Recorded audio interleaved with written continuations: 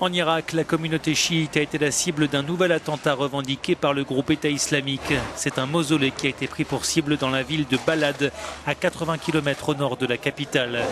Le site a d'abord été attaqué au mortier, puis des individus ont ouvert le feu avant de se faire exploser. Le bilan est encore très lourd, au moins 40 morts.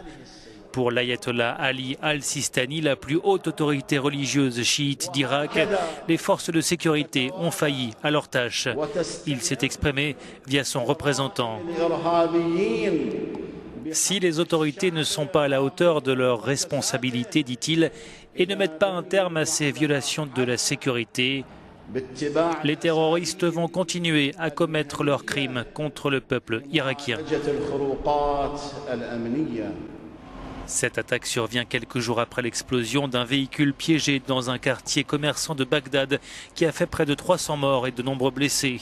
Il s'agit de l'un des attentats les plus meurtriers qu'ait connu l'Irak. En conséquence, le Premier ministre Haider al-Abadi a limogé 3 chefs de la sécurité et a accepté la démission du ministre de l'Intérieur.